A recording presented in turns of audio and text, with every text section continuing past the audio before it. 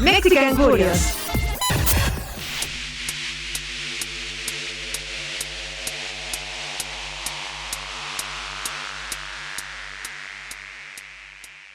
Queridos Curious, estoy acompañado de mi homie, mi carnalito, Carlos Morales, el Sharky. ¿Cómo estás, Carlos? Buenas tardes.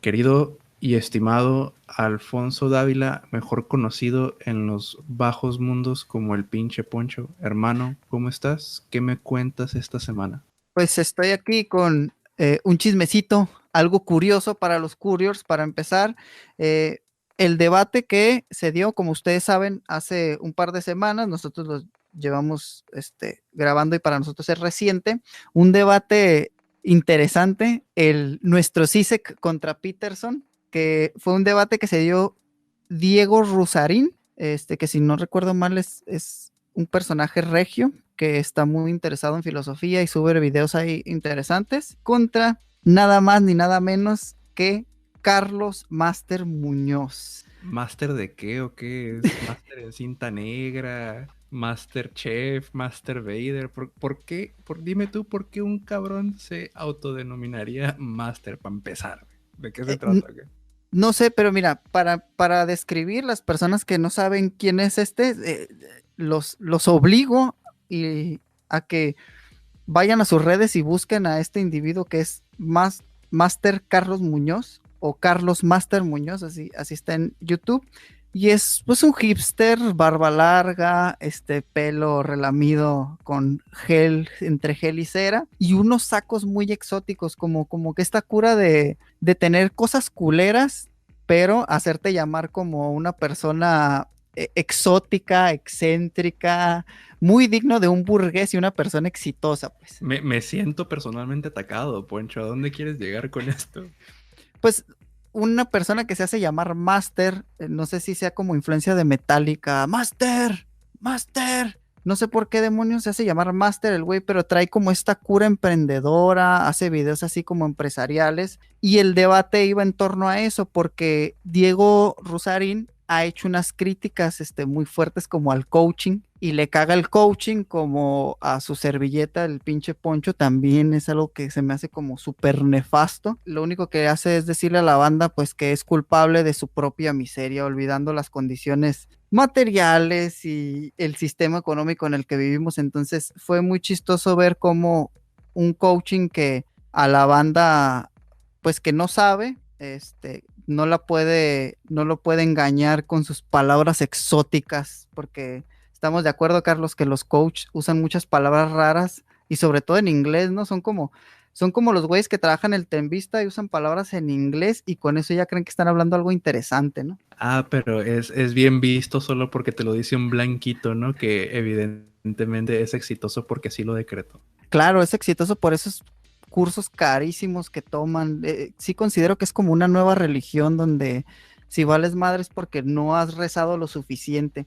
Y con toda esta ola de coachings y de influencers, me doy cuenta que tienen mucho poder sobre pues los jóvenes, los adolescentes. Hay unas ondas piramidales en redes bien, bien raras, y sobre todo me preocupa que estén tomando mucho poder todos estos güeyes porque están dándole opinión a las personas cuando ni siquiera tienen herramientas ni intelectuales, supongo que ni cognitivas, no sé, pues, pero no tienen herramientas teóricas, no tienen herramientas de investigación, no tienen absolutamente nada y están opinando de todo, y la banda les está comprando todo eso que dicen, pues.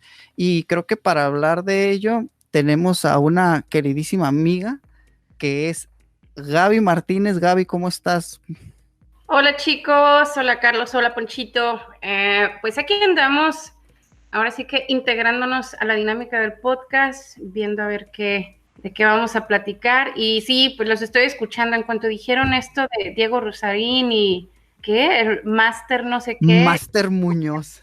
Suena interesante, no lo he escuchado, pero ya lo estoy viendo en Google. Sí, Master Muñoz, ya, nada más con ver el loguito, o sea, el logo es como sus letras y hacen como una cara, pero con una corona, como que la M hace una corona de Master Muñoz, ¿no? Entonces, yo me imagino que él se cree príncipe o rey.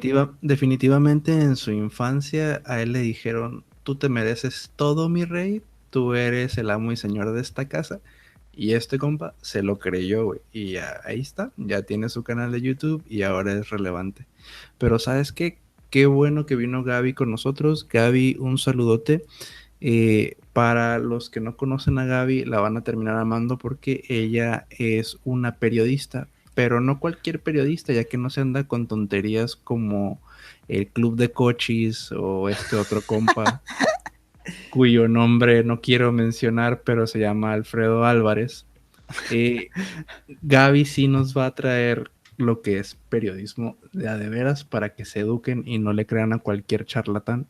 Gaby, ¿nos podrías decir, por favor, por qué periodista? Híjole, no, luego empiezan con esa pregunta y luego a ver quién carajos me calla. Pues le vamos a echar la culpa a mi papá, yo creo. Ahora sí que le caiga la bolita. Solamente ha habido 3 profesiones que yo he querido ejercer en mis 35 años de vida. La primera fue a los 6 años. Yo quería vender moños de estos que usan los niños en el kinder, las niñas en el kinder, moñitos. No se rían, yo pensaba que eso era una profesión y entonces yo quería estudiar para ser moñera. La vida me demostró que eso no existe y entonces pues ni modo, tuve que darle un giro a mi futuro.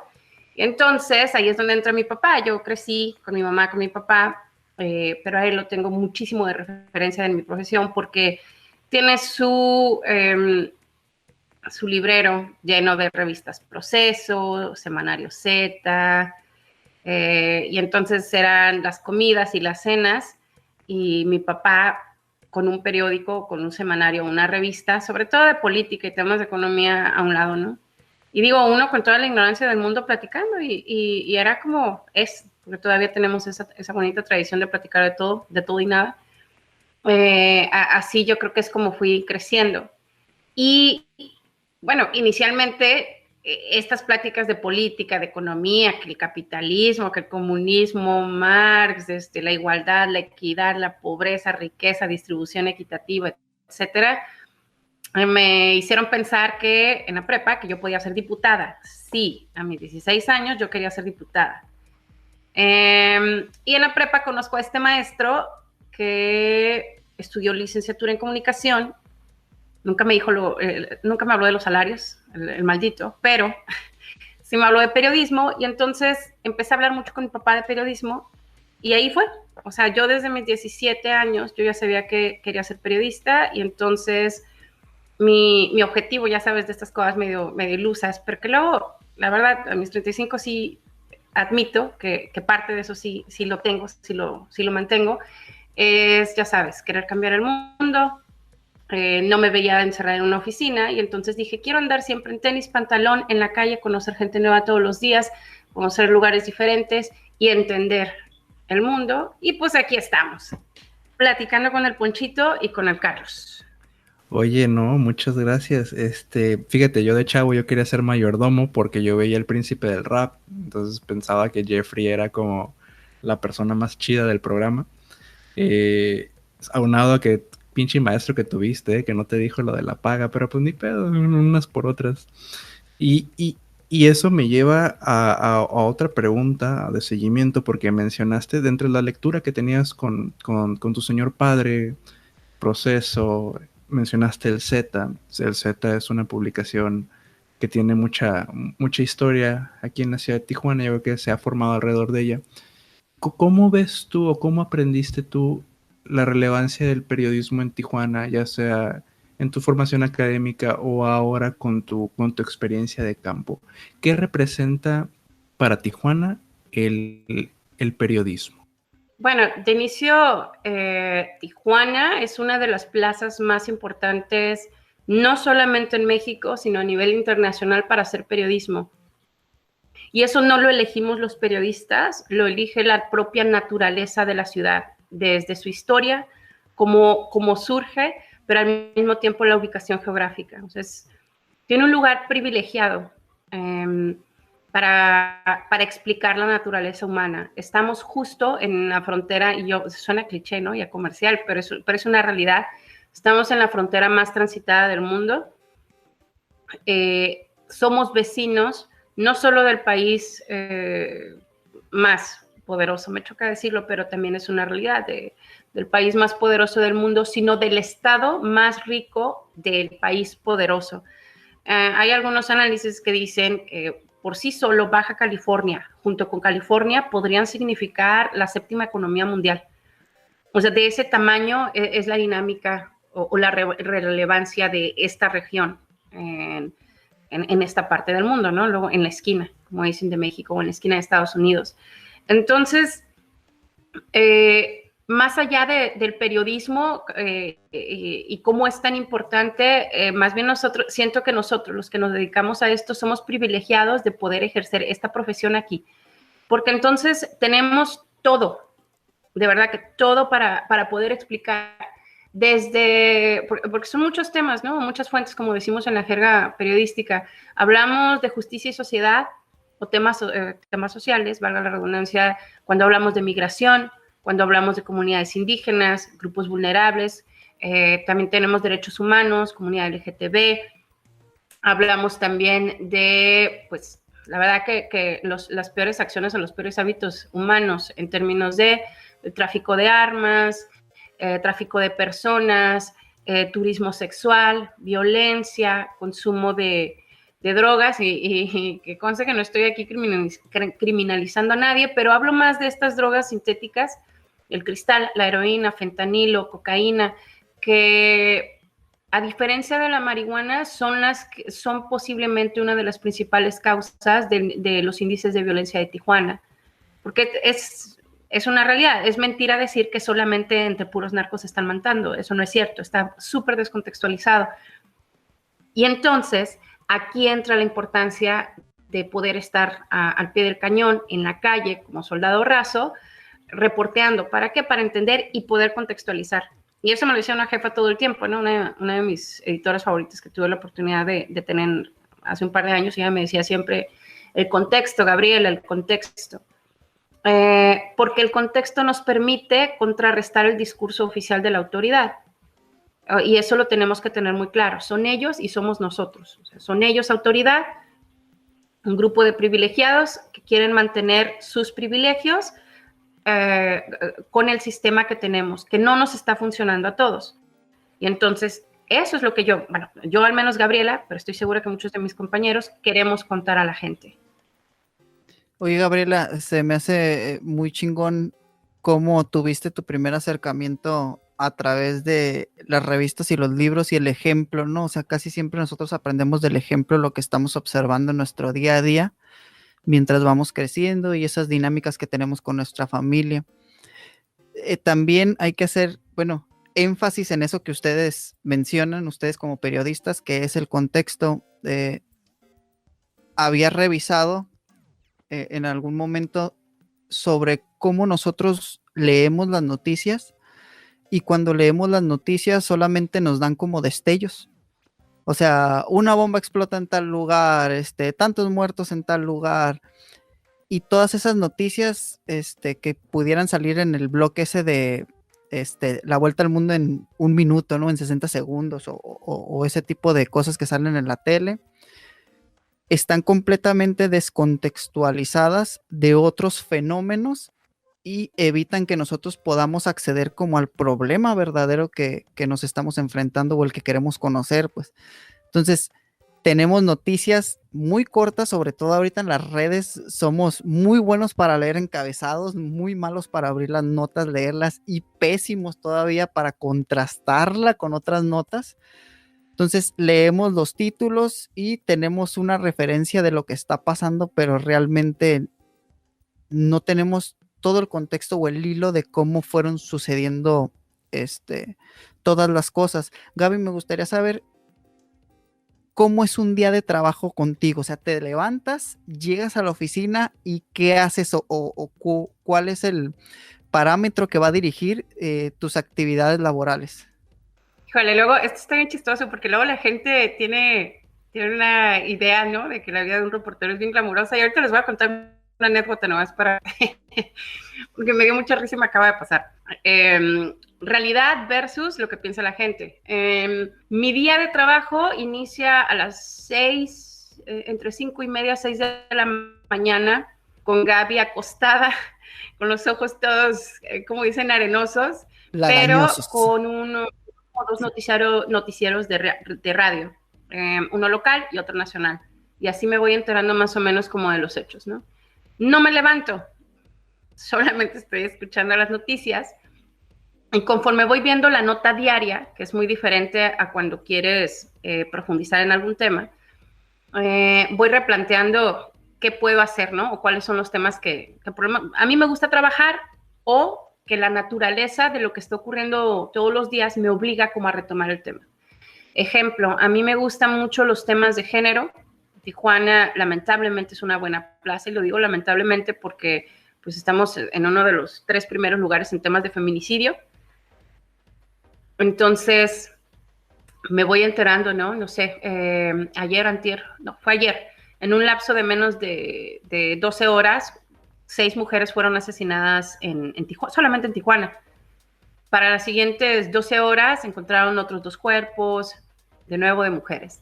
Entonces, yo no voy haciendo la nota de cada homicidio.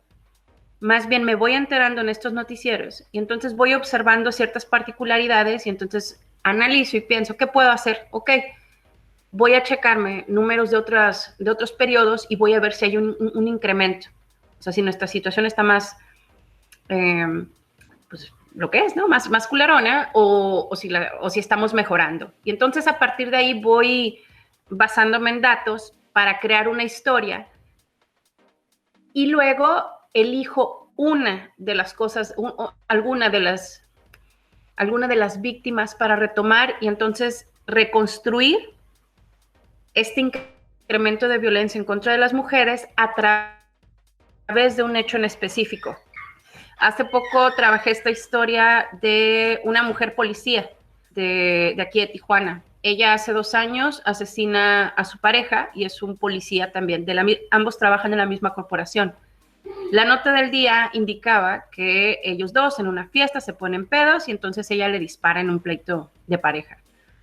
Justo por el tema del 8 de marzo que acaba de pasar, yo elegí que iba a desarrollar esta historia, y me tardé alrededor de 8 meses en conseguir el expediente, hablar con el perito, o sea, el psicólogo que evalúa el perfil criminológico, buscar al abogado, buscar a la familia, algunas compañeras de esta chava que se llama Lina, y entonces lo que me encuentro es una mujer policía que tuvo una relación de violencia con un oficial que consumía ciertas drogas y que la golpeaba. O sea, la violencia no solo fue doméstica, sino ya fue subido de tono en términos físicos, y de agresiones ya no nada más físicas, sino también psicológicas, ¿no? Y con amenazas de muerte. Entonces, la historia ya no es de una mujer que asesina a su pareja en un pleito o en una fiesta, sino la falta de acceso de justicia con perspectiva de género para defender a mujeres víctimas de violencia. Pero entonces esto lo hago profundizando. Así es como yo creo la agenda de mis historias.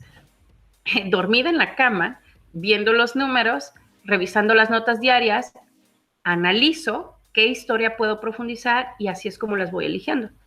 Oye, Gaby, está muy chingón que retomes un caso o un expediente que aparentemente está cerrado, y que dentro de nuestras cabezas resuena la historia de una mujer asesinó a un hombre, porque eso va a ser muy común defender, que me genera mucho conflicto a mí, me genera como entre odio y risa al mismo tiempo cuando buscan un referente de una mujer asesinando a un hombre para hacer creer que no hay violencia de género, o que la violencia de género es igual o equivalente a una violencia de una mujer hacia un hombre, etcétera, ¿no? Entonces, estas historias tú las agarras desde el inicio y las trabajas durante 8 meses, o sea, no es algo que te despertaste, fuiste ahí, hablaste y ya las tienes, sino que es algo que se tiene que ir analizando durante mucho tiempo, y ese es un jale periodístico que la inmediatez no te puede dar. O sea, la inmediatez no te va a dar ese contexto que necesitamos. Entonces tenemos que ir paso a paso reconstruyendo toda esta historia, como en todo género periodístico, hasta llegar ya a un producto final. Carlos. No, y fíjate que para complementar lo que estás diciendo, yo creo que la problemática principal de alguien que recibe información es el querer simplificar las cosas, ¿no? En los diferentes niveles. Ahorita, como lo mencionó Gaby, con esta nota periodística, mujer asesina a hombre, entonces es el único encabezado que algunas personas necesitan para... a nosotros también nos matan. A nosotros también nos matan para invalidar el feminismo, para decir que esas no son formas de protestar. Sin embargo, se está simplificando el problema. Y Gaby lo que hizo fue deconstruirlo durante más de 8 meses de trabajo. Pasa ahorita, y no me vas a dejar mentir, Gaby, más que nada porque pues tú lo estás viendo en primera mano con el tema del COVID y la vacuna, ¿no? Las personas están sesgadas y piensan que una vacuna es mejor que otra por su país de procedencia, por quien la elaboró, y aparentemente por este numerito que es el porcentaje de eficacia, cuando resulta que el porcentaje de eficacia no determina si te vas a enfermar más fácilmente que comparado con otra vacuna. El objetivo principal es prevenir que te mueras, y todas las vacunas que están disponibles ahorita previenen eso porque así lo determinaron sus pruebas. Sin embargo, pues ocurren muchas cosas, ¿no? Y vuelvo a lo mismo, la gente queriendo simplificar una situación que está fuera de su entendimiento. Eso me resulta bastante peligroso. No sé, ¿tú cómo lo veas, Gaby? No, totalmente, pero fíjate, sobre esto que mencionas, porque en el ejemplo que tú estás dando hablamos de desinformación o falta de comprensión, ¿no? En la información, que son cosas diferentes. Cuando desinformamos, tiene que ver con el dolo de cambiar la información con el objetivo de que la gente piense lo que yo quiero. Y eso es muy, muy de gobiernos, ¿no? Y sobre todo autoritarios. Entonces, eligen qué decir y cómo lo van a mostrar porque quieren una reacción en específica. Pero aunado a eso, digamos, un mal canal de comunicación, también tenemos un problema de comprensión de lectura, que no solo es en México, es generalizado. En este momento yo creo que el ritmo de vida y el sistema que mantenemos no nos permite como pues me voy a sentar y voy a leer, a ver qué pinche chisme hay en el periódico. O sea, queremos todo de manera inmediata, por eso funcionan tanto estos pequeños clips de 2 minutos que en realidad no te pueden profundizar las cosas. Por eso es como lo que decía Poncho de un encabezado, lo leo, cuando mucho tal vez voy a leer como el balazo, así le decimos nosotros, o este pequeño resumen, cuando lo pones como en Facebook, pero muy pocas veces realmente le das el clic y te pones a leer todos los párrafos. Y eso que estamos hablando de notas del día, que son las más cortas, ¿no? Cuando hablas de un reportaje y luego yo que me creo novelista, me aviento mis choros así mareadores para hacer crónica, porque a mí me gusta mucho el género de crónica, pues es otro rollo, ¿no? Y tienes que meter mucha más creatividad justo para hacer este enganche. Pero en el tema de la vacuna, a mí, por ejemplo, lo que me preocupa muchísimo es el clasismo. Uno de los discursos que más escuché para justificar, ¿cómo le llamaban? Universalización de la vacuna, porque todos, pues ahora sí, ¿no? Todo el mundo quiere vacunarse. Era la política inicia, o bueno, ellos dicen que quieren iniciar con adultos de tercera edad, que a mí me parece formidable. Pero entonces más de la mitad de la población empieza a criticar la política, y uno de los argumentos que a mí me chocó bastante y me sigue chocando, porque todavía lo leo y lo escucho, es el que inician con los que somos productivos, que es el discurso del capitalismo, ¿no? Así como medio atroz, porque dicen, es que nosotros vamos a trabajar y entonces estamos más expuestos. Y luego yo decía, qué cabrones, o sea, de veras que estos güeyes, o sea, nunca se les ha ocurrido leer estas historias como las comunidades indígenas. Hace poco leía justo una crónica de una chava que se fue a creo que fue al Rosario, estamos hablando de unas 6 horas de aquí de Tijuana, o sea, todavía más allá de San Quintín. Y entonces estás hablando de un pueblo donde creo que no tiene ni electricidad, o sea, no tiene ni electricidad, todavía usan un pequeño pocito de agua, no más de 40 o 60 familias, tienen un trayecto de por lo menos 4 horas o 3 horas para llegar a la primer clínica, ni siquiera un hospital, cuando mucho tendrán un dispensario, y la gente se opone a que ellos sean vacunados. Y digo, en realidad a la gente le falta como entender este contexto. Ahí es donde digo, donde es necesario profundizar en los temas, no banalizarlos o simplificarlos, como dices, Carlos, porque tendríamos que entender, a mí Gabriela me da COVID, tengo 35 años, vivo en Tijuana, pues sí, ya sé que está muy de la fregada, pero yo estoy en una ciudad donde hay, si no tengo acceso al hospital del Seguro Social, muy pinche lo que quieras, pero por lo menos entonces está el Hospital General. Y si no, todo el mundo hace una vaquita y pues me mandan a otro, ¿no? Aunque sea un privado. Pero a una persona que está en esas comunidades alejadas, ¿le da COVID? ¿Qué chingados hace? Nada. Entonces, esa es la importancia de ir a estos lugares donde no todo el mundo va a explicar y contextualizar. ¿Por qué? Pues lo que se quiere generar es empatía. Esa es la importancia de contar historias. Definitivamente falta de empatía, criterio, sentido común, pero sobre todo, pues también te peleas contra este gobierno que pues es carente de todo esto, ¿no? Un gobierno hasta cierto punto totalitario. Lo vimos ahora durante la presidencia de Trump, lo estamos viendo con nuestro queridísimo AMLO, donde afirman que el enemigo actual del gobierno es la prensa. Entonces, ¿qué golpe te da a ti, Gaby, que tú te partes la madre todos los días desde muy temprano, analizando, discerniendo, generando empatía, tratando de llevar esta información a las masas para que sepan, y luego pues los que te representan, los que nos representan, pues, salen con este tipo de chingaderas, ¿no? Híjole, mi opinión aquí no va a ser muy, y no lo digo por ustedes, lo digo generalizado, no es tan popular, porque el discurso de odio definitivamente lo vimos crecer con Donald Trump y lo vemos replicado con Bolsonaro en Brasil, con Bukele en El Salvador, con Obrador ahora en México. Pero yo creo, una de las principales críticas de la prensa en términos de cuando hablan de una mafia del poder, o sea, las cosas, creo que para poder sanar hay que reconocer el problema y es que sí existe. O sea, sí existe una prensa que se vende. O sea, hablamos de Carlos Loret de Mola, de López Dóriga, en este momento Víctor Trujillo. Yusim Palafox. Y muchos más. Pero hablo de estos grandes comunicadores en términos de proyección. Es decir, tienen un alcance que pocos podemos llegar a tener, y yo no creo que yo lo llegue a tener. Y muchos más no lo vamos a tener. Y eso tiene que ver de dónde vienen financiados. Entonces, cuando un presidente, llámese Obrador, Trump o Bolsonaro, hablan de que existe una oposición, que existe el cuarto poder y que son intereses, sí, es verdad y eso existe. Pero que eso lo quieran usar para, entonces, no sé, explotarlo para un beneficio, también eso está pasando, porque en este discurso donde ellos dicen la prensa vendida y el gobernador actual dice que somos sicarios de la información, digo, sí, habrá quienes sí lo hacen y se tiene que decir, porque la gente también tiene que entender cómo surge la información y cuáles son los intereses detrás de producir información y sobre todo publicarla.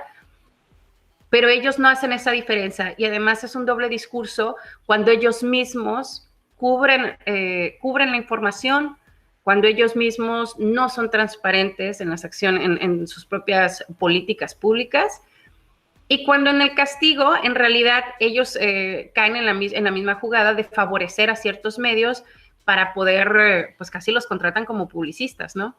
Entonces, claro, por un lado estoy criticando a la prensa que me está jodiendo, porque, pues sí, a lo mejor por una mala acción de gobierno o porque sí, no les estoy pagando publicidad, pero por otro lado sí les sigo dando dinero a alguien para que hable bien por mí. Entonces, a mí me parece súper riesgoso porque también hemos visto un incremento en las agresiones a la prensa, desde en las cuestiones penales, ¿cómo se llama este delito? No es relacionado con difamación y otras cosas, ¿no? Entonces hay un hostigamiento judicial, pero también hay una agresión y este sentimiento de enojo de la gente que confía en estos servidores públicos. Obrador es uno de los presidentes que tiene mayor aceptación. Yo no recuerdo desde cuál sexenio, sino es que ha sido el de mayor aceptación.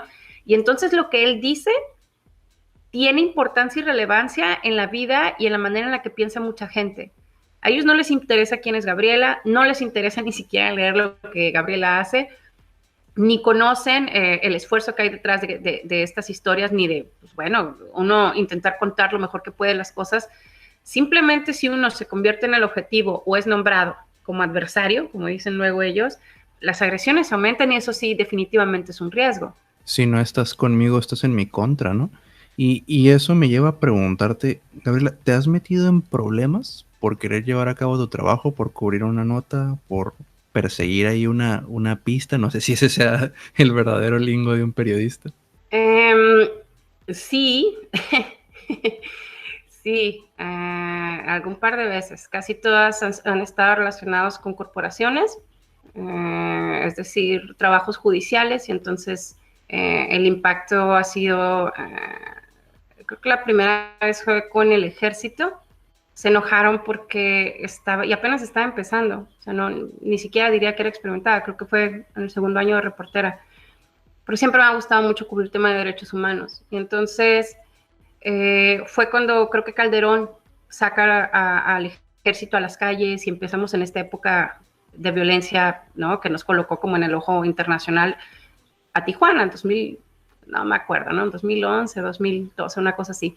El chiste es que me dicen que en San Felipe los militares estaban asesinando familias. O sea, en estos operativos, irrumpían en tu casa, te daban de patadas y pues ahora sí, como tenían de alguna manera el permiso pues para estar en la calle e irrumpir de esa manera, pues si se les pasaba la mano, de todas maneras tenían como este manto de impunidad. Entonces voy y cubro específicamente un homicidio donde matan a un hombre, ¿no? Lo presentan como un gran sicario, vendedor de droga, distribuidor, etcétera, etcétera. Y la Comisión Estatal de Derechos Humanos, en aquel entonces Procuraduría, abre una carpeta de investigación y se da cuenta que fue una situación fabricada. Pues ahí me lanzo yo bien ahí con mi fotógrafo de vamos allá a investigar. Pues ya tenía yo el expediente, pero quería encontrar a los hijos de este señor que habían matado. Me acuerdo que cuando recién entró a la caseta de San Felipe, ya sabían quiénes éramos. ¿Cómo? No tengo idea. Era una caseta, un retén militar. Ya sabían. Esa fue como digamos, la primera alerta. Después entramos, hablamos con la familia, nos retiramos. Esa misma semana publico la historia y al día siguiente llega un pequeño convoy. Era en la Agencia Fronteriza de Noticias, una casa que utilizaban de oficina. Llega un convoy de militares con una charola de plata. Creo que mi jefe estaba como súper asustado. Oye, no, pues, ¿qué pasó? Y no sé qué. Y tocan y preguntan por mí. Y entonces me citan en el cuartel porque quieren hablar conmigo, ¿no? Y pues ahí voy, pues ya obviamente ya con nuestro propio pequeño protocolo. Y pues sí, termino ahí en el cuartel. Cuando entro ya también tenían las placas de mi coche, ya me estaban esperando. Llego y era esta mesa con el general y varios, pues no sé, supongo que eran retirados, por generales, no sé, ahí tenían un chingo de placas y todos uniformados. Estaban sentados en una mesa redonda y me sientan a mí en medio. Y uno de ellos pues, estaba más joven, ¿no? Y entonces me dice, ¿usted es la que se está portando mal? Todo el mundo se empieza a reír. Y me empiezan a decir que yo no debería de publicar estas cosas, como en un tono muy, como cuando le hablas a un niño. Yo no debería de publicar estas cosas porque son cosas feas, no cosas bonitas como esta niña, etc. Se termina el desayuno, se retiran y solo se queda el general que estaba a cargo en ese momento. Empezamos a hablar algunas cifras, me empieza a hablar de situaciones que no se publicaban, pero pues me las quiso decir en ese momento. Y al final me hace esta broma que todavía, o sea, es de las cosas que más recuerdo. Me decía, hija, ¿no? Porque me decía muy niña, me estaba tratando como niña el señor este. Me decía, hija, pues es que mire, no, esto no, usted no es un peligro para nosotros, o sea, para mí, si yo la quisiera desaparecer, pues nadie se daría cuenta, ¿no? Y se empieza a reír. Para él fue una broma. Pero pues imagínate, yo te digo que tenía como apenas un año, había iniciado de reportera, una cosa así, pues ¿qué hacía? Pues también me reí. Y ya nunca en la vida supe si esto fue como de estas pequeñas advertencias, una pinche broma de mal gusto o qué diantres fue. Pero esa fue la primera vez. Y ha habido otras, ¿no? Pero curiosamente, siempre ha sido del lado del gobierno donde se me han presentado estas situaciones. ¿Volviste a cubrir notas referentes al ejército después de eso? Esa en específico no. Yo obviamente llegué y se lo conté a mi editora, a mi jefa en ese momento. Me dijo, Gaby, vamos a pararle por el momento. Fue una cuestión de meses y pues claro, ya después sí, definitivamente volvimos a cubrir. Y digo, hasta la fecha yo diría que ese es mi fuerte, el tema de la cobertura dentro de las corporaciones, pero no cubriendo la cantidad de muertos, sino más bien relacionadas con derechos humanos y el Poder Judicial. Ese siempre ha sido mi fuerte, ¿no? O lo que más me gusta a mí. Oye, Gaby, no fue como una señal, sino fue muy claro como esta amenaza y este amedrentamiento. Y también la cuestión, se me hace muy curioso cómo desde el patriarcado, porque así le vamos a llamar a esta madre, cómo tú como mujer o sea, se te tiene que hablar como niña, como si estuvieras tonta, como si no fueras un enemigo, como hacerte menos para que agarres el pedo, pues. Entonces también, bueno, al menos a como me lo platicas, sí me doy cuenta como de estas posturas que se toman, pues machistas, ¿no?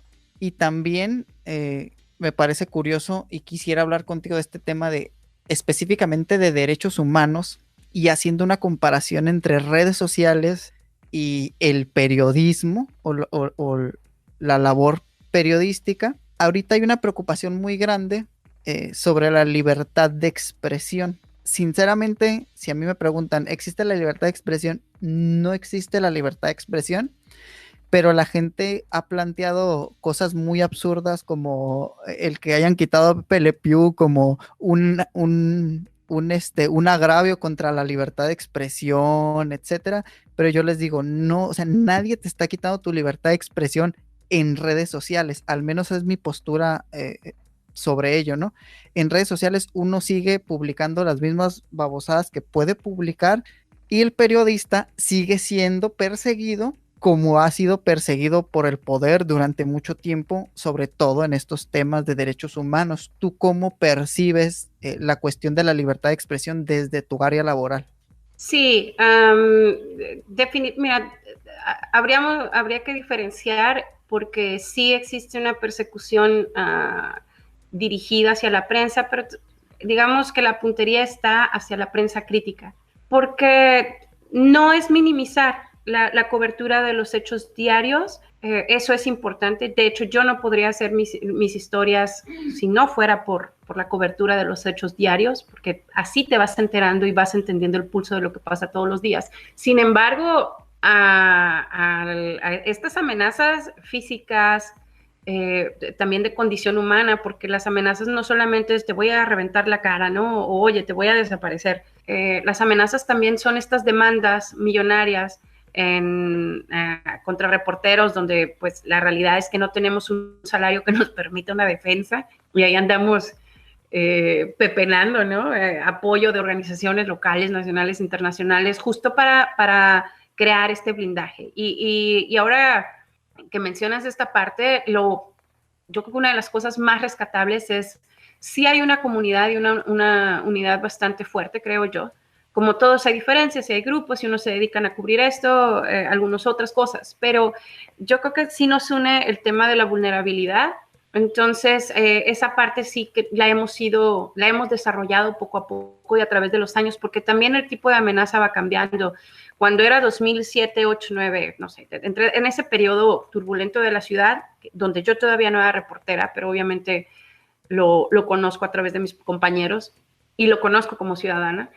La amenaza real era mucho más cercana del crimen organizado porque, digo, hasta la fecha, aunque tenga un control, pero en ese momento no había como una especie de orden, ¿no? O control por parte de la autoridad y entonces eran estas escenas donde vas y cubres una escena del crimen y te vas topando con el sicario que acaba de matar y te enseña el arma y entonces, ¿qué haces? Antes querías ganar la nota y quieres llegar al lugar para tomar las mejores fotos, pero resulta que no se han ido los sicarios y entonces así es como ellos, y digo ellos porque yo no lo cubrí, yo no cubrí ese periodo, empezaron a crear sus mecanismos para amortiguar un poco el tema de la vulnerabilidad, ¿no? O del riesgo.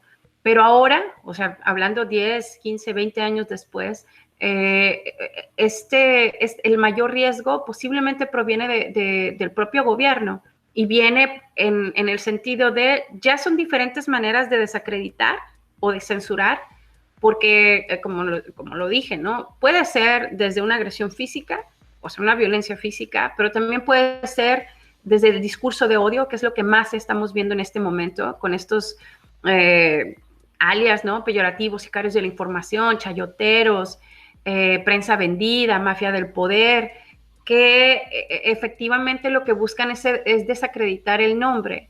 Y entonces eso te aísla de redes de apoyo, como prensa.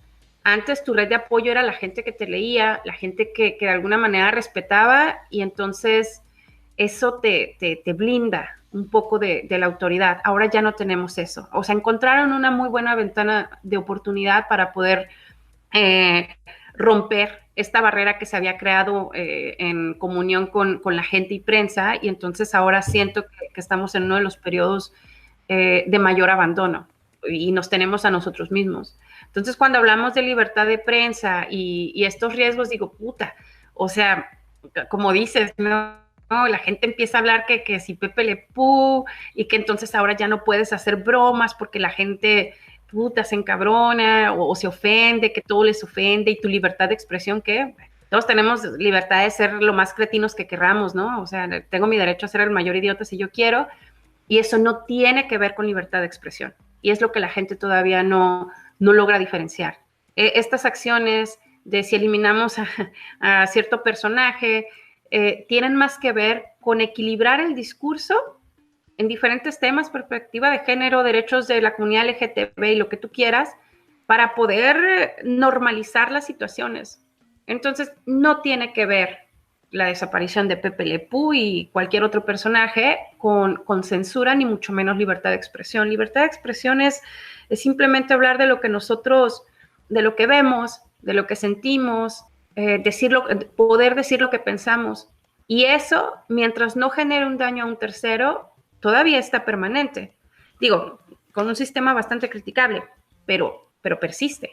Oye, Gaby, qué bueno que haces énfasis en esta administración de la República que tenemos, o con este gobierno específicamente, porque prácticamente, al igual que Dios, nos ha dejado abandonados, pues porque si uno ya los sicarios o la prensa que como mala, chayotera, vendida, etcétera, entonces ahora ¿en quién voy a creer? Porque yo necesito contrastar lo que dice el presidente con otra postura, porque necesito leer a favor y en contra de, para poder crear yo un criterio. Pero entonces, si yo ya no puedo confiar en la prensa, porque sí es un problema como del populismo, que lo que se dice es hacia donde van todos, pues, o sea, la banda se mueve de una manera emocional e irracional, donde si les dicen, oigan, les están quitando el líquido de las rodillas, el COVID no existe, van y golpean a los médicos, y yo digo, ¿qué pedo con estos cabrones? O sea,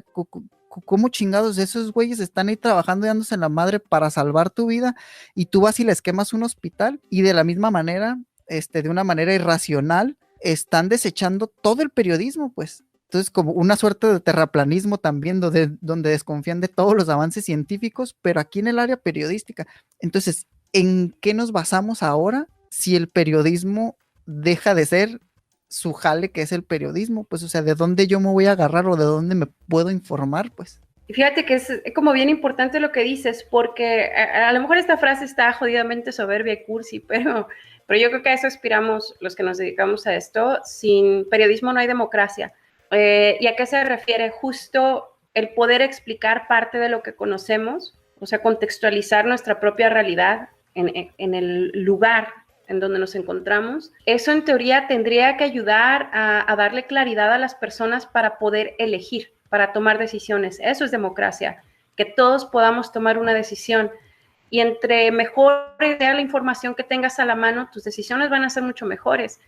Ahora, a mí, yo tengo este conflicto casi emocional con lo que mencionas, porque yo hablo desde mi privilegio, ¿no? Es decir, no sé lo que es que me falte comida, salvo cuando una vez viví sola, pero eso es otra historia. Las Maruchans pero no faltaron. Ahí, juntando monedas para mi lata de atún.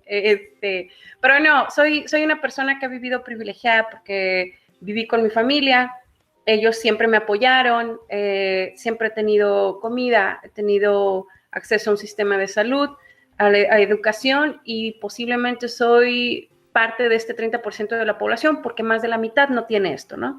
Y entonces cuando hablamos de personas que toman decisiones irracionales, que para ti, que para mí y para muchos más que estamos y vivimos en el privilegio son irracionales, pues sí, la realidad es que sí lo son, pero no nacieron un día y dijeron, puta, me voy a portar como, no sé, ¿no? Como un ente irracional y voy a joderme al primero que tenga enfrente. Esta falta de claridad, de empatía y de muchas otras cosas, pero sobre todo que tiene que ver con humanidad, es porque también ellos no la han tenido, ¿no? O mucha gente no la ha tenido. Y así es como aprendes a crecer, como sálvese quien pueda, el que no avanza, el que no es tranza no avanza. Muy criticable y muy de mofarnos, ¿no? Nosotros los mexicanos de nuestras propias desgracias, pero que son parte de una realidad. Y eso, de nuevo, también agradezco muchísimo a este hermoso oficio que me permite estar de repente de lado a lado y entender estas circunstancias, ¿no? Como muy particulares, realidades muy diferentes a las que algunos de nosotros vivimos. Entonces a mí posiblemente antes me enojaba un chingo ver estas cosas, ahora me generan como más tristeza o más conflicto como de puta, ¿y cómo les puedo explicar? ¿Cómo les puedo dar estas herramientas para que ellos entiendan? Que nadie les va a robar el pinche líquido de las rodillas, ¿no? Para ti, para mí puede ser una cuestión de mofa o puede ser algo bien incrédulo, pero es realidad. O sea, ¿quiénes están creyendo eso? Pues, quienes están trabajando 8, 9, 10 horas todos los días, los que no tienen acceso hoy en este momento y de sus vidas, yo creo que ya ni siquiera un interés en la información verídica.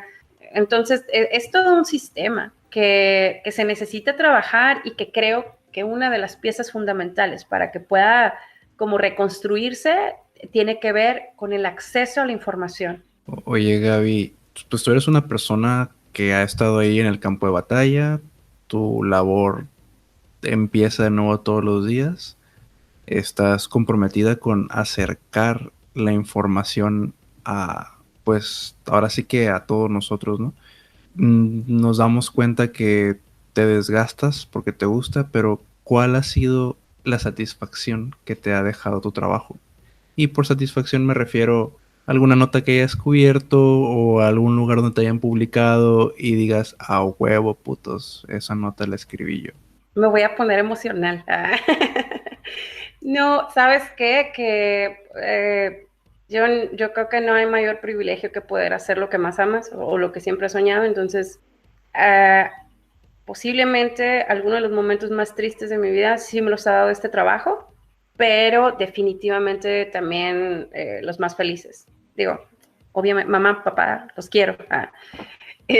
Pero fíjate, la realidad es que son más los casos tristes que los que te dejan esta felicidad. Pero sí te puedo decir que la felicidad a veces de hacer algo que quieres o que hiciste un cambio o que te genera, pues, no sé, esta pinche paz mental, es mucho más desbordante que todo lo malo que hayas podido cubrir. Una de las primeras, me acaba de pasar una, pero una de las primeras, esa la tengo, ya sabes, ¿no? Como el pinche billete de la buena suerte que te encuentres cuando pones un negocio, entonces lo tienes en un lugar especial de tu memoria. Bueno, fue esta nota que cubrí, donde bueno, antes era SEMI, ¿no? Pero ahora es Centro de Diagnóstico para Adolescentes, creo, o menores. Me contaron que los menores estaban siendo golpeados. Me di cuenta que los custodios los ponían como si fueran peleas de gallo, entonces les ponían unas reverendas putizas, ¿no? Y entre ellos, y apostaban. La directora en ese entonces entraba a los dormitorios de los chavos, bueno, a las celdas, o los hacía ir a su oficina en la noche, y tenía relaciones con ellos, ¿no? No sé si con muchos, pero sí supe de por lo menos 3 menores que me lo confirmaron.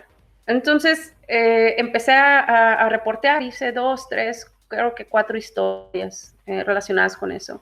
Y en la primera ocasión, un papá se entera a través de mí, o de lo que escribí, que a su hijo a él le habían dicho que estaba castigado, que se había portado mal, pero en realidad le habían puesto una señora putiza, y entonces por eso no lo dejaban ver, porque no querían que se diera cuenta de los golpes, porque pues, eran notorios, ¿no? Entonces me van filtrando algunas cosas, o sea, siempre va a haber personas, si hay gente mala, hay gente buena, así de sencillo. Entonces, dentro de ese mismo lugar había gente que quería que las cosas cambiaran y me empezaron a filtrar conversaciones, dar entrevistas anónimas, etcétera, hasta que llegó un punto donde pude confirmar la golpiza que le pusieron al chico y entonces el señor se entera a través de mí. El señor convence a los papás de hacer una protesta. Y entonces todos empezaron a imprimir la nota o la crónica que yo había hecho y se van a protestar afuera del centro. La protesta genera que el sistema penitenciario haga una revisión dentro de ese lugar. Continúo con las anécdotas, eso genera que más gente confíe en mí y me van compartiendo. Y hay menores, hubo menores que me hablaban desde el centro, otros que recién salieron y me buscaron para contarme todas estas situaciones de las golpizas, la directora, todas las irregularidades, y fui haciendo como una serie de historias relacionadas con ese lugar. La última entrevista que yo hice fue a la directora. Yo ya tenía fechas, ya tenía testimonios, ya tenía, o sea, ya tenía todo. Yo no necesitaba que ella me confirmara nada. Yo nada más iba para decirle, pues te tengo, ¿no? O sea, me puedes mentir o puedes confirmar todas estas pruebas que yo tengo aquí. Yo creo que ella lo entendió porque la entrevista me confirma la situación donde ella llamaba a los menores en la noche y los llevaba a su oficina, que tenía una relación no legal con ellos o con algunos, los golpes, ¿no? Antes de que yo pudiera publicar esa nota, esa entrevista yo la hice, me acuerdo, tipo 6 de la tarde, se iba a publicar al día siguiente. A mis 9 de la noche me llama mi jefa en ese entonces y me dice, Gaby, acaban de correr del cargo a la persona que acabas de entrevistar. Llega una persona nueva y dije, carajo, ¿no? Y lo importante no es que no la hayan corrido. En el aniversario de la agencia, de este lugar, que fue 1 o 2 meses después, pues dejaron un espacio para las felicitaciones. Y muchas, o sea, te hablo de decenas de las felicitaciones, eran de papás y de algunos de los menores de ese centro, donde me daban las gracias porque varias cosas habían cambiado para ellos para bien. Ya no había golpizas, pues obviamente ya no tenían a esta señora hostigando o acosando a los menores, les permitían hacer actividades deportivas. Y yo, más allá de si la corrieron, que yo creo que eso es una cuestión de ego, y lo admito, fue el agradecimiento de los morros y sus papás. Yo creo que una de las sensaciones más chingonas que he tenido dentro de mi trabajo. Ay, Gaby, fíjate que algo que me genera como mucho conflicto al leer las notas es que a veces las historias pues te atrapan pues y pues te quiebran pues, o sea, hay notas que realmente te pueden llegar a quebrar a ti como lector o como una persona que está tratando de saber el por qué y qué está sucediendo, y como que de alguna manera te vuelven más vulnerable pues, y a veces este conflicto de no mames, o sea, es que si abro la nota sobre un feminicidio, si abro esto, me va a doler más de lo que a lo mejor me puede informar o no sé, pues, pero es algo a lo que considero yo nos tenemos que aventurar, pues, o sea, porque como bien decías, el periodismo nos va a ayudar como a generar esta empatía con esas otras realidades que están sucediendo, pues, y en lugar de criminalizar, y como bien mencionabas ahorita, o sea, a lo mejor hay acciones que uno desde un lado llama irracionales, en lugar de criminalizar a las personas, podemos entender este contexto y cómo son producto de una realidad social que están viviendo y son igual de vulnerables que todos nosotros, pues. Entonces, ¿por qué a veces queremos nosotros ser cuidados y les quitamos la posibilidad a otras personas que pueden ser más vulnerables de ser protegidas también, pues, y solamente las queremos confinar? Y sobre todo este sistema penitenciario que es, no te veo, no existes, pues, como eres un problema, no te quiero ver, ni siquiera me importa cómo estés, pues, pues es una historia muy fuerte y pues desde acá ya llevando tiempo teniendo contacto contigo a través de las redes o leyendo tus publicaciones, sí me ha ayudado mucho a entender cosas que suceden dentro de la ciudad y espero que ese mismo efecto que tuviste, que es visibilizar algo, y lo vayas a seguir teniendo, porque la neta, el jale que haces es un jale muy chingón, muy valiente, y pues así como te agradecieron ellos, creo que por mi parte también agradezco eso que haces, pues porque sí es muy valiente y más saliendo de comunicación, pues porque todos quieren ser ahí conductores de televisión o no sé qué, pues no te creas, sino que eh, sí, sí tienes un impacto en la sociedad y considero que lo que buscamos todo es tratar de mejorar este cochinero en el que nos vemos envueltos.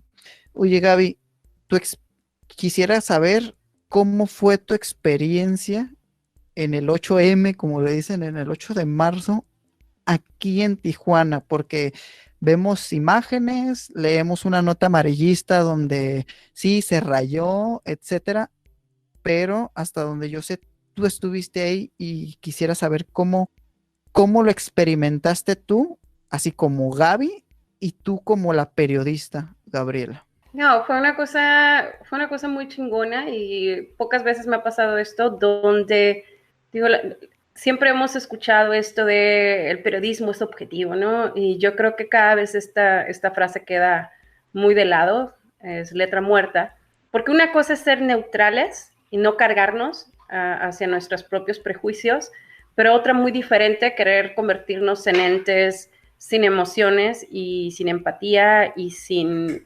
¿sabes?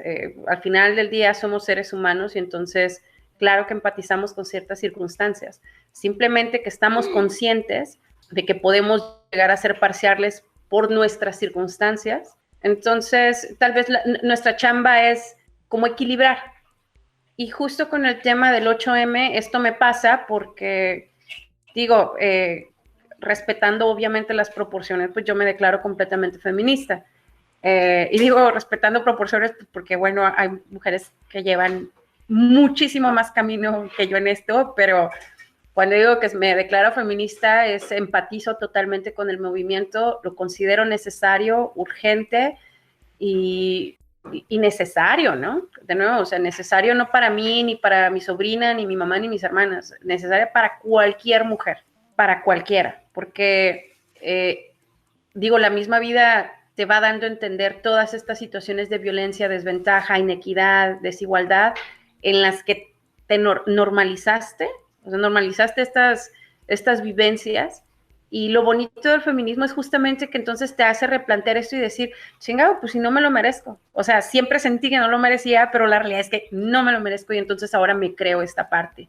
Y está muy chingón poder encontrar esta empatía en otras mujeres súper fuertes, resilientes, que también creen esto mismo y que se fortalecen y entonces empiezan a crear un camino que yo no sé, ¿no? No es de aquí a un año, pero que de aquí en un futuro pretende mejorar las condiciones para todas. Entonces, esta última marcha fue bien fuerte porque yo también estoy en un proceso de deconstrucción. O sea, obviamente también nací y crecí y vivo en un país y en una región machista, ¿no? Dominada por el patriarcado. Entonces, yo recuerdo el antes y el después y definitivamente hay una diferencia enorme de lo que era y de cómo pensaba. Y eso también creo que ha ido marcando poco a poco el ángulo, la puntería de hacia dónde atina mis historias, ¿no? Porque he tratado en los últimos años, conforme avanzo en este proceso de construcción, de entonces mantener y hacer mucho más notoria la perspectiva de género, como les dije, en el caso de Alina, la mujer policía, porque es bien importante explicarle esto a la gente. En la marcha a la que fuimos, pues fuimos otras compas que también son reporteras y que también se definen como o identifican como feministas, y ahí andábamos cubriendo, y efectivamente fueron y se madrearon y rompieron y quemaron un chingo de cosas en la fiscalía y en ciertos lugares públicos, ¿no? Pero también hubo estos discursos de reconstrucción y de sororidad que nadie más te da, pues porque el sistema no los tiene a la mano para las mujeres que han sido víctimas de violencia. Uno de los momentos yo creo que más fuerte fue justo al final, y esto no es la primera vez, esto pasa en cada marcha, no solo en Tijuana, sino básicamente en todas. Al final se concentran en el monumento, creo que fue el Cuauhtémoc, no estoy segura si fue el Cuauhtémoc o las Tijeras, no recuerdo la verdad. El punto es que se da un discurso y entonces se da una breve explicación de qué se busca, de iconoclasia, del simbolismo, de la fortaleza, Y no solamente es desmadre porque es lo que la gente dice, ¿no? Es que son unas desmadrosas y unas salvajes y nada más quieren crear vandalismo, pero no tienen ni idea de la estructura, ni de la fortaleza, ni de la organización que tienen estas morras. O sea, estos pinches colectivos que son tan chingones. Y que siempre terminan con un pinche abrazo bien amoroso. Y en el abrazo hablo de este espacio que se le da a las víctimas de violencia, mamás que han perdido a sus hijas, que han sido asesinadas, no sé, hermanas o amigas que tienen amigas desaparecidas, un chingo de testimonios de mujeres víctimas de abuso sexual o de violación, y se les da este espacio, o sea, un espacio seguro, y digo, y esto lo recalco porque para que entiendan la mayoría de la gente por qué son separatistas, o por qué deciden que los hombres no pueden participar en estas marchas, pues es por eso, porque se busca crear un espacio seguro para las mujeres que han tenido ya, ¿no? O sea, que han sido testimonios de la violencia, pero sobre todo también para remarcar que también nosotras podemos decidir, o sea, nadie puede venir a decir cómo se debe de hacer, ni por qué se debe de hacer así, nadie anda preguntando, porque pues, ellas ya han tomado una decisión, así se tomó la decisión. Entonces, en esta marcha empiezan a hablar 1, 2, 3, 4, 5, o sea, empiezan a hablar un chingo de voces y son morras que se rompen. Algunas se fortalecen porque por fin pueden nombrar a sus agresores por primera vez. Otras se hacen más poderosas porque se sienten abrazadas o arropadas. Y entonces, no chingues, o sea, es una emoción bien poderosa que con todo y que sea reportera, que con todo y que fui a cubrir, y por más que yo quiera ser objetiva, es una emoción con la que yo me identifico porque yo he sido también, o sea, entiendo el dolor y entiendo de las agresiones y entiendo de los abusos y entiendo de todas estas cosas de las que ellas hablan. Todas empatizamos porque todas hemos vivido en menor o en mayor grado algún tipo de violencia o hemos sido víctimas del patriarcado. Entonces, posiblemente antes me cuestionaba muchísimo más este conflicto de ¿cubro o no cubro estas situaciones cuando yo sé que soy parcial porque empatizo? Pero esta última marcha yo creo que abracé muchísimo estas emociones y dije, no, pues a la chingada, o sea, yo soy mujer y también he sido víctima igual que ellas, entonces, ¿por qué yo tendría que sentirme mal que alguien venga a criticar estas circunstancias que no entiendo?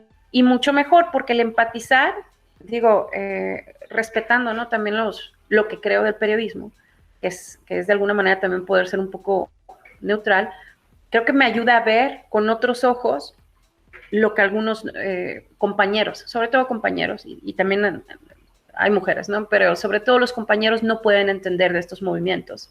Porque una de las cosas que cuestionaban, por ejemplo, en la prensa, los hombres, era pero es que están, lo que decíamos hace rato, es que están violando mi derecho a mi libertad de expresión, me están censurando, y digo, güey, o sea, nadie te está censurando, nadie te está diciendo que no puedes hablar de estas cosas, te están diciendo que no vayas a un punto en específico, porque va a haber mujeres que no quieren ver hombres porque muchas de ellas han sido violadas, y tú, cabrón, vas a ir a ponerle una cámara enfrente. Entiendo, no eres el violador, pero no tienes ni idea, ni empatizas con las circunstancias de una víctima. Entonces yo creo que es algo que en lo que todavía tenemos que aprender, pero admito, y eso lo dijimos entre varias compas, las cosas mejoran.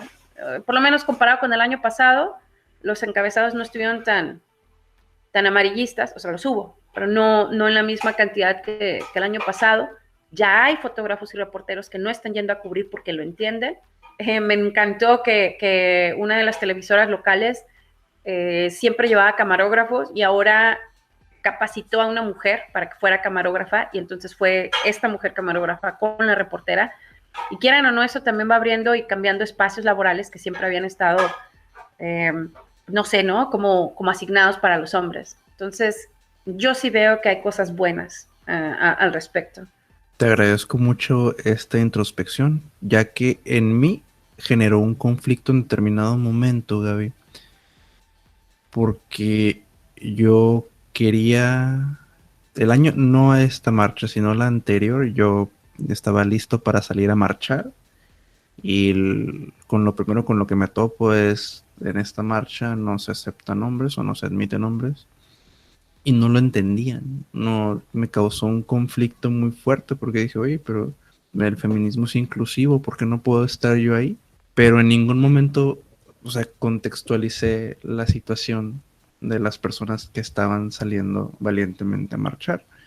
Y y no me victimizo, ¿no? Yo entiendo que dadas las circunstancias y dada la situación, mi presencia pudiera incomodar y pues no es el objetivo, entonces uno tiene que aprender a respetar, porque creciendo siempre me topé con una frase muy, muy castrante donde decían sus derechos terminan donde empiezan los míos, pero ahorita yo no creo que las cosas sean solo blanco-negro y espero que la población crezca y eleve su conciencia para saber que hay matices en medio de esos dos tonos. Habiendo dicho eso, y con lo que presenciaste, mi pregunta para ti sería, ¿qué sigue para Gaby en el periodismo? ¿Qué es eso que todavía no te has aventurado a explorar y que tú quisieras como indagar al respecto o presentar ante tu público? Fíjate que, digo, a lo mejor no suena tan ambiciosa la meta. En realidad yo lo que pido es salud y un chingo de tiempo y unas botas chingonas para poder seguir en la calle, arriba de los cerros, caminando con la gente, platicando con ellos y a mí que me permitan poder seguir escribiendo. Yo creo que después de cierto tiempo empiezas a valorar algunas otras cosas, ¿no? Y para mí tiene que ver con la oportunidad de estar en la calle todavía con la gente. Entiendo que mi cuerpo no me lo va a permitir toda la vida, pero hasta donde me dé, yo me voy a seguir ensuciando los zapatos para estar en el lugar, ¿no?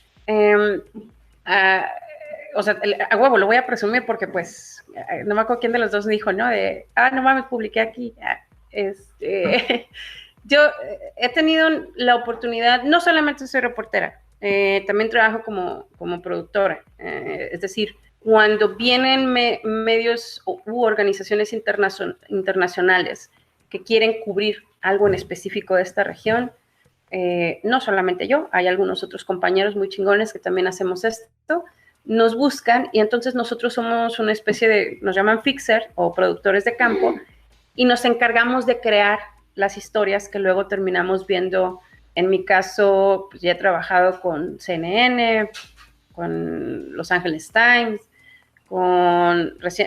esta semana, no, la semana pasada fue con Washington Post, acabamos de sacar una pieza que ya más bien fue audiovisual, es un mini corto sobre el tema de migración. Hace un año hicimos algo con el tema de menores no acompañados que cruzan hacia Estados Unidos. Entonces, digamos, en estas metas profesionales de publicar con las cosas más chingonas del mundo mundial, no voy a decir que ya lo he hecho con todos, pero sé que se siente, ¿no? De repente trabajar como, ay, no mames, estoy con este güey, yo lo leía desde chiquilla, ya, eso está muy chingón. Más bien yo lo que quisiera es seguir aprendiendo, seguir conociendo a esta gente que luego te sorprende la humildad que tienen, o sea, sobre cómo ellos también quieren seguir aprendiendo y conociendo la vida como si fuera el primer día, ¿no? De trabajo. No perder la capacidad de sorprenderme y sobre todo nunca perder la empatía. Entonces, yo creo que eso es lo que quisiera hacer. Traigo en mente ganar una beca, bueno, son dos. Una es sobre periodismo de salud mental. Tengo por ahí un tema que quiero desarrollar sobre el abuso policial, sobre cómo la falta de salud mental implica para ellos que pues estos abusos o estos homicidios que luego terminamos viendo, ¿no? Pero esa es como la hipótesis. Y otra beca sobre el tráfico de armas, que quiero humanizar, o sea, no quiero solamente contar sobre cómo, ay, sí, chorro mil armas pasan por México y Estados Unidos, más bien quisiera poder contextualizar esta historia de cómo un arma puede cruzar un continente entero y terminar matando, pues, a cuanta gente se le vaya atravesando por el camino, ¿no? Así que hagan chonguitos. Oye, Gaby, esas becas, bueno, innegablemente te las tienes que llevar, si no, vamos ahí y les hacemos desmadre también a estas personas, porque sí es importante revisar los abusos policiales, que son una ruptura con los derechos humanos, y el tráfico de armas, porque es una empresa que no podemos ni siquiera dimensionar su impacto al grado de que pueden sostener la economía de un país, pues todo el tráfico de armas, la guerra, etcétera, y que al final de cuentas solamente sirve para que un niño de 16 años le dispare a otro niño de 16 años por cosas que ni siquiera les incumben. Entonces a mí se me hace como muy impactante que usualmente van a ser las familias más vulnerables, o que carecen de recursos, las que sufran las consecuencias de todos estos problemas. Gaby, me gustaría ya, para ir cerrando, ¿qué consejos les puedes dar a los lectores o a las personas que van a leer una noticia? Somos unas personas muy curiosas, muy chismosas, pero desafortunadamente no tenemos el hábito de leer en sí periodismo. Leemos cadenas de WhatsApp, si acaso, pues. Pero ¿qué consejo les puedes dar a todas las personas que nos están escuchando para podernos acercar a un periodismo que, como bien dices, no sea objetivo, porque no somos máquinas, pues, sino que sea neutral y que nos pueda guiar nuestra opinión y que no nos la guíe Luisito Comunica, por amor de Dios? Ay, no, me hiciste reír. El pobre cabrón no me encanta, ¿no? Pero hay ejemplos también peores, ¿no? Y la gente, de verdad que luego idolatramos a falsos dioses. ¿Sabes qué? El mejor consejo que le puedo dar a alguien para leer es lean todo lo que puedan. Y lo digo porque tan válido es leer a Loret de Mola en este momento como leer a Carmen Aristegui, porque todos los medios y todos los reporteros nos conducimos por una línea editorial que puede ser oposición o puede ser a favor o de derecha, de izquierda, central, lo que tú quieras. Pero todos tenemos una ideología y esto lo digo yo, ¿no? Yo creo que algunos notarán que la mía es medio izquierdosona. Solo para aclarar, no significa que sea de Morena. Yo solo soy de izquierda. Pero entonces, leer lo más que podamos nos va a acercar, nos va a dar la posibilidad de tener una opinión un poco más centralizada, ¿sabes? Y eso es, yo creo que es ahí donde está el valor de tener la información. Porque al final del día, yo, Gabriela, también tengo una visión sesgada de lo que cubro por mis prejuicios, por mi formación, por mi ideología, por lo que pienso y lo que no pienso y lo que desconozco, mi ignorancia. Entonces, yo puedo tener la mejor intención, pero posiblemente alguien más del otro lado pueda encontrar un ángulo diferente y entonces creo que eso puede nutrir y fortalecer muchísimo más la capacidad de cualquiera que lea algo, ¿no? Ahora, y sobre todo en tiempos digitales y de influencers y de todo, por favor, jóvenes y jóvenes, hay que diferenciar. No es lo mismo un influencer. Al influencer, vamos a llamarlo, es un publicista, es alguien a quien le pagan para decir cosas, le pagan para exhibir, para promocionar cosas, productos o candidatos o lo que sea. Pero ese es el punto. La diferencia entre un reportero, un periodista o un influencer es el objetivo o lo que buscamos. Ellos buscan vender, porque de eso se trata, y nosotros buscamos informar. Lo compro o no lo compre la gente. Pero esa es, ¿no? La intención con la que hacemos o ejercemos nuestra profesión. Entonces, si quiere comprarse unos buenos tacos y saber dónde comer rico, y que si el maquillaje está chido o no está chido, búsquese a su mejor influencer y eso está genial, está chido y es válido. Pero si quiere conocer sobre las historias y sobre el contexto de donde vive, busque a su reportero local. Oríllese con su reportero de confianza. Antes de despedirnos y haciendo una pequeña comparación, por ejemplo con Estados Unidos, que hay muchas cadenas de noticias, algunas son de extrema derecha, otras son izquierdas, otras son neutrales, como el caso de NPR, que es, creo que es National Public Radio, si no me equivoco, que es una cadena famosa por ser sin tendencias a la derecha o a la izquierda. ¿Qué cadenas de noticias nos puedes recomendar tú en función de lo que estemos buscando, ya sea noticias de derecha, noticias de izquierda o tendencias neutrales, Gaby? Si es para noticias locales, yo de hecho mis tres o cuatro referentes son José Ibarra, que sí, está con Badabun y todo, pero es un excelente reportero, entonces más bien síganlo en su perfil. Es para mi gusto, es de los mejores compañeros ejerciendo periodismo en la calle. no es publicidad, pero fue mi jefe. Ya no me paga, así que no es por dinero, de verdad, es verídico. Otros, definitivamente Semanario Z, Punto Norte es otro referente en este momento. Para medios nacionales, si quieren notas diarias, pues sí, cooperen con mi salario, lean El Universal, pero para profundizar temas, yo lo que leo sería Animal Político, Periodistas de a pie, está Paralelo en Chiapas también. Estamos hablando de mexicanos nada más. Aristegui, pero ¿sabes qué? Aristegui se queda con el nombre en realidad. Yo creo que todavía Animal Político y todavía tiene mejores trabajos y mucho más desarrollados, sobre todo en temas de periodismo de investigación. Newsweek, ellos están haciendo unas cosas bien chingonas en términos de rastrear el dinero público, periodismo para hablar sobre temas de corrupción también, y son muy buenos estos canijos. Y para internacionales, definitivamente Washington Post, ProPublica, que es un medio que está en Nueva York, pero que hace cosas en periodismo de investigación en Estados Unidos, pero también en México. Ellos trabajaron en el caso de La Playa, pero también ellos han hecho trabajos sobre cómo el FBI o agencias de Estados Unidos interfieren en las políticas de seguridad de México, casos de asesinatos ejecuciones extrajudiciales, pederastia. Entonces, yo, y pues a mí, ¿no? Claro que sí, Gaby. Gabriela Martínez, pueden seguirla ustedes en sus redes.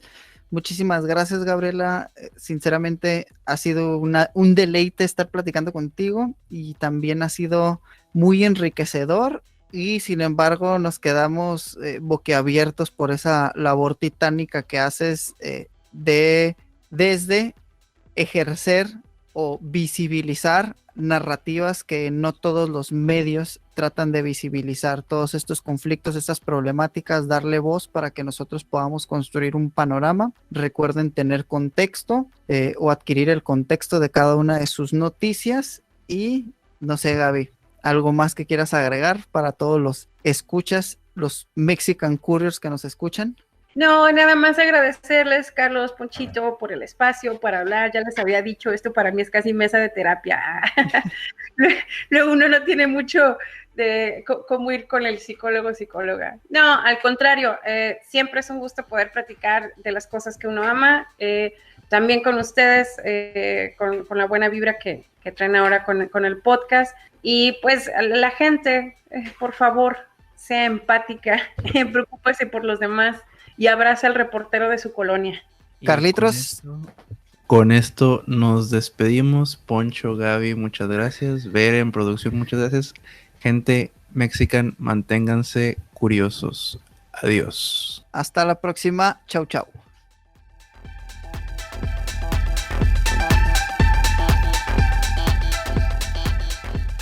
Esto ya se acabó. Te esperamos en la próxima emisión de Mexican Curious. Hasta la próxima.